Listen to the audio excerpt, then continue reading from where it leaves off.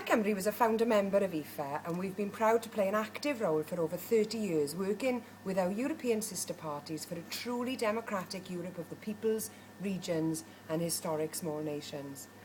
We wish all of the 35 parties from across Europe taking part in EFA General Assembly in Friesland all the very best. And we send our congratulations to the FNP on their 50th anniversary. Especially important that this event is taking place in Friesland. It's an exciting time to be a nationalist. Scotland, Catalonia, Basque Country and Wales, in our own ways, are all looking to take control of our own destinies. For people across Europe, the day-to-day challenges in this time of economic hardship are very similar. Let's work together for a truly democratic people's Europe, a Europe that puts people before profit, that invests in jobs and growth, and a Europe that gives everyone the chance to achieve their full potential.